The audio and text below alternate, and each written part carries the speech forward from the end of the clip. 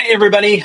Welcome to Judging a Book by its new cover, helping students reimagine book covers with Canva. My name is Todd Burleson. I am a teacher librarian at the Skokie School in Winnetka, Illinois. And just a little bit about me. I have been around for a long time. This is my 33rd year as an educator, and I've had the privilege of working with Christina, who set up this whole wonderful experience for all of us. And I was honored to come after her as the School Librarian of the Year through School Library Journal in 2016. And I've done a whole bunch of other stuff. I guess what I'm most proud of is being able to present and talk about the work that I do and we do um, around the world. And I'm excited to be able to share some of that with you right now. Um, by the end of this 30-minute session, I'm hoping that we can accomplish the objectives you see on the screen. We're going to talk about the power of visuals. We're going to talk about how design can connect to our literary experiences. We're going to talk about a simple, engaging process that I used with my students, which was based on a lot of work that other teachers have done and continue to do. We're going to talk a little bit about how this process can inspire creativity and critical thinking. And most importantly, we're going to talk about how you can bring this to your classroom or your library. We're also going to talk about AI, which I'm very passionate about. I've had the honor of presenting several times about that topic. And I'm not immune to some of the challenges that are evident with AI. And we're going to talk about some of those and how I have found some ways to address these with my students. We're all, you know, very aware of that axiom that you shouldn't judge a book by its cover. But the reality is, as librarians, we know that we're guilty of it, and our students certainly are too. So that is just blatantly false. I think you should judge a book by its cover, and that enhances the idea of the importance of that book cover.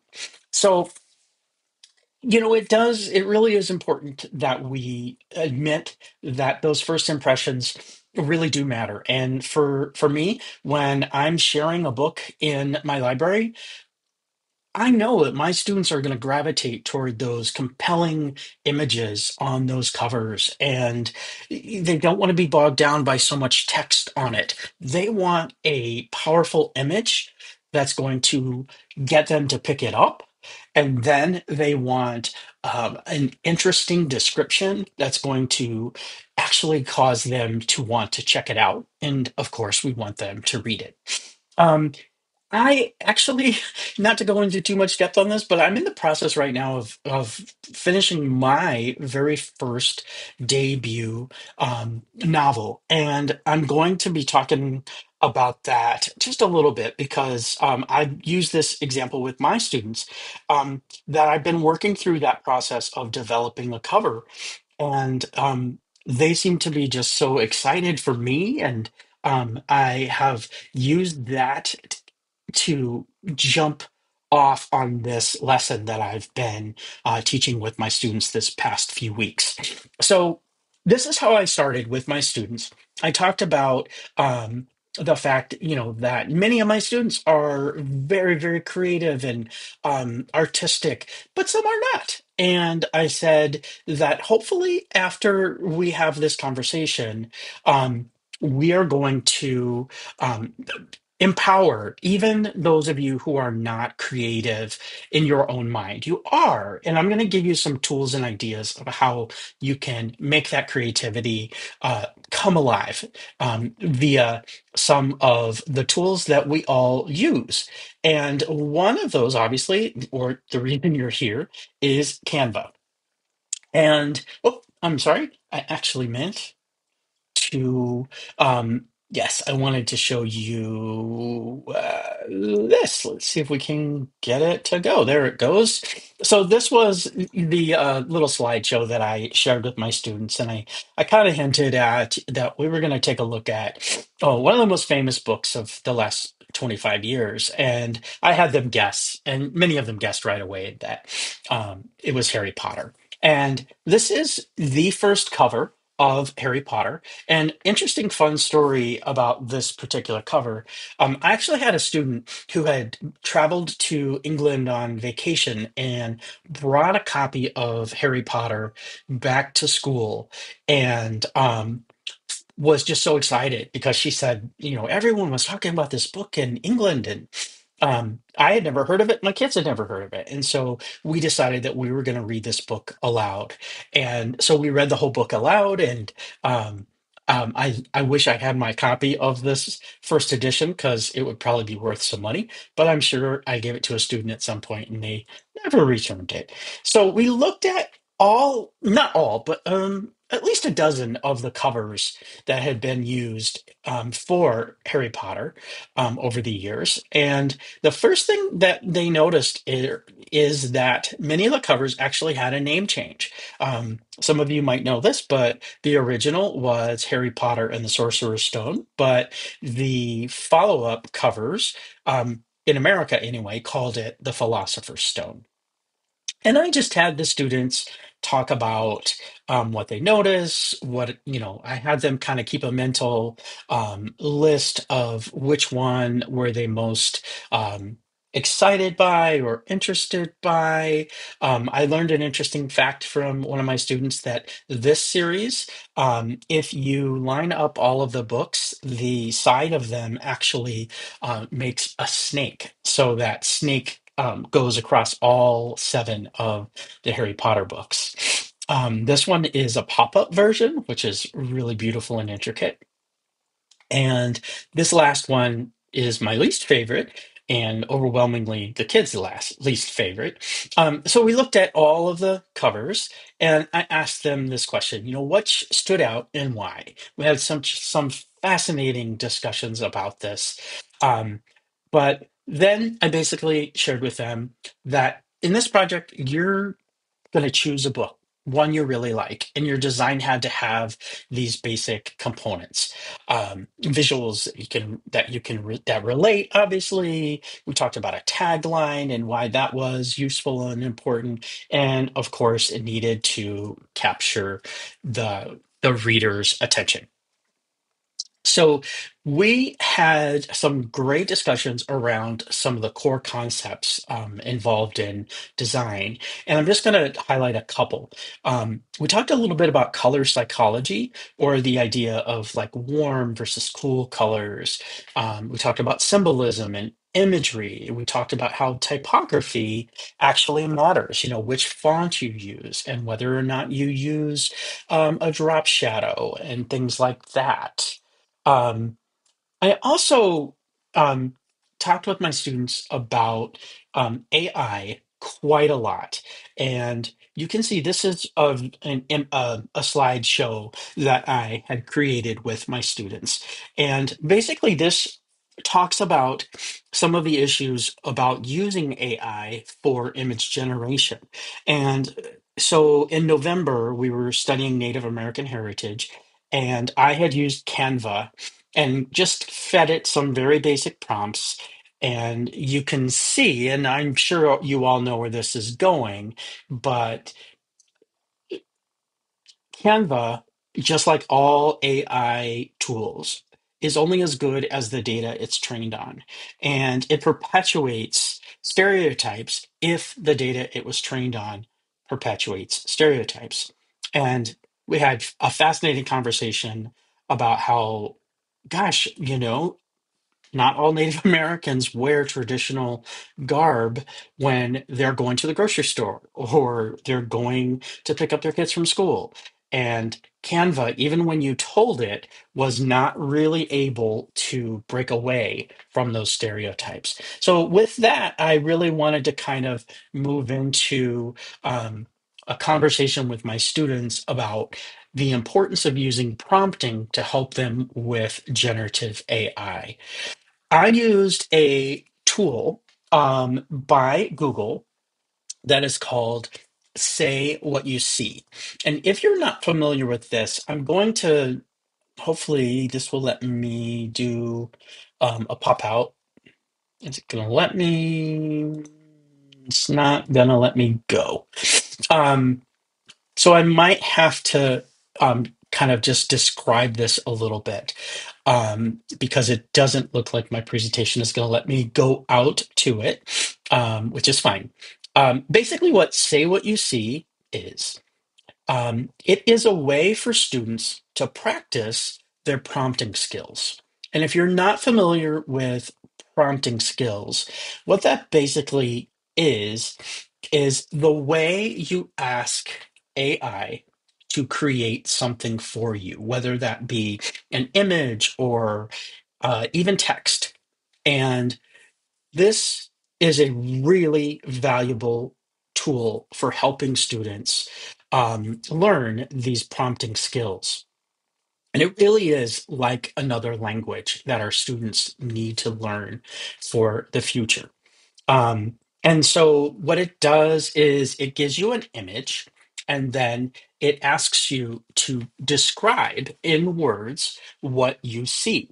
And then it uses generative AI to create an image based on what you described, and it gives you a percentage of comparison between your created image and the image that it gave you. And my students loved to compete against themselves to see how accurate they could get it. And it goes on infinitely. And we had so many fun conversations and giggles about our creations and how either good or bad we were able to do. But undoubtedly, the kids loved it. We did it before winter break, and I've had so many students ask in their free time if they could do Say What You See. And that to me means that the kids were really enjoying it, and it paid off when we were doing our project. If you want to dig in to how Canva uses this text to image, there is a video, and this video is linked in this presentation, which I will put in the Wakelet at the end. But it's not going to let me pop out of this presentation to take a look at that. So what I might have to do is come back and demonstrate a couple of things after I have made my way through the presentation. So we'll come back to that. But I'll show you how Canva Magic Media works. Um, in fact, I think I'm gonna go ahead and pop out of there, and I'm going to I'm gonna show excuse me. I'm going to show you what that looks like. So I will just do, I'm going to create a design, and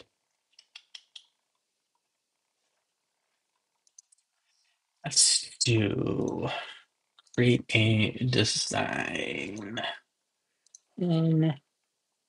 And what I did with my students is I had them simply type in book cover. And there are millions of options here, but I just asked my students to choose this first one, the very first one. And we talked, as we were talking about layout and design and all of those things, we talked about how important it is to, you know, have visuals that worked for your particular book. And so I showed them the templates that are part of Canva, and you can see here there are really really so many of them, and it really doesn't matter which one they start with, because what I showed the students was that once you choose a template Every component of it is able to be customized. So I'm going to just choose this one, for example. And let's say I chose it because I like the font layout here. Maybe I don't like the colors or any other parts of it, but I like the font and the way it's laid out. So I showed students how we can then come in and completely delete the image. And so this particular image has a frame, which we can simply drop um, our image in there um, after we've created it. So, and I'm going to get rid of that color. I'm not a big fan of that. I'm just going to make it that. And I showed students how they could come over here to elements. And let's say that my book is well, I'm just going to do my favorite book of all time is Hatchet. So I'm going to just say Dark Forest. And I showed them that, you've got graphics, you've got videos, you've got photos. The photos are where I suggested the students start. And I could then just simply grab this photo, drop it in, and that's already way better. But when I look at this photo, it's got what looks like a man, and my main character is a boy. So let's say I grab this one, and that's probably more like what we're talking about. And I'm gonna change this to my title. My favorite book of all time, my students will tell you, is Hatchet by Gary Paulson. And so I'm gonna focus on that, and I'm gonna go ahead and get rid of these. Don't need them. Um, they don't match what we're doing. And the author is Gary Paulson. And then I share with my students, like, is this font working for us? Is the color working? No. So we need to change that. Um, and that size doesn't quite work. And I always say Gary Paulson deserves to have a title, or his name on the book in a way that is, you know, is appropriate for what an amazing author he is. Okay, and so that's one option. Now, it's not great, but for just a few seconds, I was able to show you how we were able to create a cover. What I say to my students is, you can, with one click, by simply clicking Add Page, you can make hundreds of iterations on this design. If you like the image, but you want to try some different colors or different fonts, you simply have to duplicate. And maybe you want to change the image. And that's where I had so much fun with Magic Media. So if we slide over here and we come down in our tools, you've got Magic Media right here. If you don't see it, simply click on the apps and type in Magic Media, and it will be the first one to appear. So we tap on Magic Media, and this is the Magic Media interface for image, graphics, and video generation. I'm only going to show you the images for today, um, and you can see here you've got the text input, and you've got the styles and the shape. Um, with many of my students, because the default is square, um, realized after they had worked way too hard that the square shape doesn't work well in a rectangular cover. So all they have to do is simply come down here and choose portrait, and then it's going to then create an image in that format. So same thing. If I want a dark woods, and I can be more specific, Canadian woods with a path. No, there was no path because Brian was in a desolate location. Dark Canadian woods um, with thick undergrowth. Okay, it really doesn't need to be much more complicated than that. The more detail you give it, as my students found out, the more accurate your image is going to be. The real thing here that makes a difference is what are called styles. And when you are creating an image, these are all of the different styles that you have to choose from.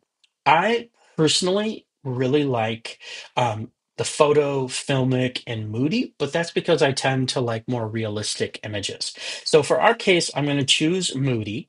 And all I have to do is come down here and we're going to choose uh, generate images. And I got to get this thing out of my way. I'm going to hit generate images. And it takes a few, 10, 15 seconds. But what it is doing is using the keywords I gave it to create um, an image that is based around those ideas. Okay, so you can see here, it's very, very dark and very, very moody. Um, I don't really like any of these, but for our expedience sake, I'm gonna grab this one, drop it in, and you can see it's actually kind of good. It's not too bad. But one thing I show my students is you can hit just generate again, but if you like this image, but there are maybe you want some more images that are more like this one. All you have to do is come to the three dots and hit generate more like this, and it will then create several images, three more images that are similar to that one. Okay. Hmm. Not a big fan, a little bit too moody. So what I'm going to do is say go back. Oh, sometimes this happens. I and this happens to my students a lot. So we lost our prompt. So I'm just going to say a dark Canadian woods with thick undergrowth. Okay, and I'm going to make sure and set this to portrait. I'm going to choose styles, and let's just choose photo, and we'll hit generate images. And what I'm going to do is go ahead while that's generating. I'm going to duplicate this one more time, and I will get rid of that image. Oh, interesting, interesting. Okay, I'm going to go with this one, and you sort of see the iterative process, right? So now I can then take a look at all three of my designs. I didn't even, mess with the different topography at all. It was truly the image that I was working on. But my students then had the opportunity to, kind of keep massaging this to get it where they wanted. And after they did complete what they were working on. They then came back to our project templates that I had, and I'm going to come back here to my presentation. Sorry that I'm having to bump around here, but yes, so here we go. This is our template, and all of these templates were made in Canva, and they are accessible via the Wakelet. And so you're seeing some of my students' projects here, and obviously some are more developed than others, which is to be expected. And you can also see that some of them struggled with how to, um, pull the best image from the internet to help them with their cover. We had a lot of really interesting conversations about that. Um, I'm gonna scooch back here. There's one thing that I wanted to show you. This one. I wanted just to, oh, let's see if I can go back. This was one of my students who really, really struggled. Um, she and she didn't struggle because she didn't know what to do. She struggled with the idea that the AI wasn't giving her what she wanted for her cover. She had an image in her mind, and what we ended up doing was truly fun. She and I, over the course of 3 sessions, um, worked through the various stages of her cover. She knew she wanted this young boy. She knew she wanted the woods with a path, but she couldn't get the AI to do all three components in one prompt. So I suggested that she do each of the three components separately, and then we blend them all together. And so she created her background. She created this character, um, and then she created the lightning bolt. And what we were able to do was use a tool called Background Remover, and we deleted the background for the character. We deleted everything but the lightning bolt. And then we were able to blend those three elements together in one design, which she then added her typography onto. But I'm so proud of her persistence and perseverance through that project. It really taught me a lot about the ability of AI to help our students, but also some of the challenges with AI. Um, so this is the Wakelet, which I will be sharing the link here in just a minute. Um, and that Wakelet has all of my resources plus a whole multitude of other really excellent resources for you as an educator and your students if you'd like to dig into. For example, there's font pairings that work really well together, there's color palettes ideas, there's even some um, actual resources for authors about redesigning their covers to make more readers want to buy them. There is a whole bunch of interesting videos about the process for teachers and students have gone through, and I used many of those to help me articulate my own ideas with my students. um, I use this particular quote by Jeff Jarvis in many of my AI in school libraries presentations, and I believe this. He said that in the end, writing a prompt for the machine, being able to exactly and clearly communicate one's desires for the text, image, or code to be produced is itself a new way to teach self-expression. And whether we like it or not, AI is here, and we owe it to our students to help them use those tools effectively so that they can use them in ways that will enhance their own creativity and help them to be um, part of the workforce that's going to need and use these tools.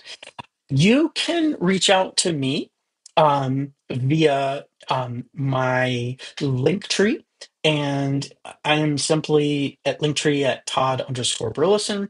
You can use this. I actually, if you're on this presentation, you can simply click on the link on the left, or you can scan the image on the right, and that will take you to my link tree, which is where you can find my Substack, all of my social media posts, and social platforms.